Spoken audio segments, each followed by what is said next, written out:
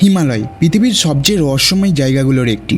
এখানে এমন অনেক জায়গা আছে যেখানে আজও মানুষ পৌঁছাতে পারেনি, কিন্তু এই বরফের পাহাড়ে অনেকেই দেখেছে এমন কিছু যা ব্যাখ্যা করা খুব কঠিন। বরফের ওপর বিশাল পায়ের ছাপ, মানুষের মতো কিন্তু অনেক বড়। লোকজন বলে এটা কোনো মানুষ না, এটা ইয়াতি। ইয়াতি একটি নাম যা শুনলেই ভয় আর কৌতূহল দুটোই জাগে। এটা নাকি এক ধরনের বানর সদৃশ্য প্রাণী যার উচ্চতা 7 থেকে 8 ফুট, পুরো শরীর লোমে ঢাকা আর হাঁটে মানুষের মতো 2 পায়ে।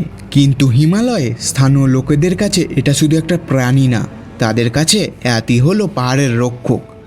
1950-এর দশক একজন অভিযাত্রী হিমালয়ে তোলেন এক ছবিটায় দেখা যায় বরফের ওপর বিশাল একটা পায়ের ছাপ, মানুষের মতো কিন্তু অস্বাভাবিক বড়।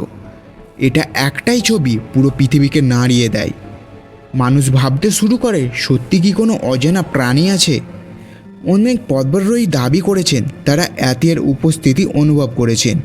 কেউ বলে রাতে অদ্ভুত শব্দ শোনা যায়, কেউ বলে দূরে কিছু নড়াচড়া করে, কিন্তু কাছে গেলেই কিছুই পাওয়া যায় না। বৈজ্ঞানিক প্রমাণ খুঁজতে শুরু করেন, চুলের নমুনা পরীক্ষা করা হয়, ফলাফল সেইগুলো ইয়াতির না, বরং ভাল্লুক, অন্য প্রাণী, এমনকি কুকুর। মানে যা আমরা রহস্য ভাবছি তাই তো শুধু ভুল চেনা। কিছু প্রাণী মনে করেন ইয়াতি আসলে এক বিশাল প্রাচীন বানর।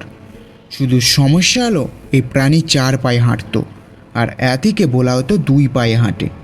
তাই এই তথ্যটা পুরোপুরি প্রমাণিত না। নতুন গবেষণায় বলা হয় ইয়াতির পায়ের ছাপ আসলে ভাল্লুকের হতে পারে। অনেক সময় দাবি করা হয়েছে ইয়াতির প্রমাণ পাওয়া গেছে, কিন্তু পরে জানা গেছে সেইগুলো ভুল আর গুজব।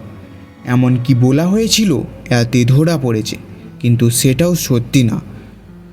2019 সালে বড় পায়ের ছাপ দেখা যায় বলে দাবি করা হয়, কিন্তু এখনও এর কোনো পাক্কা প্রমাণ নেই। হিমালয়ের অনেক জায়গায় এখনও অজানা, হয়তো কিছু সত্য আমরা এখনও খুঁজে পাইনি, আর হয়তো ইয়াতি শুধু আমাদের কল্পনার সৃষ্টি।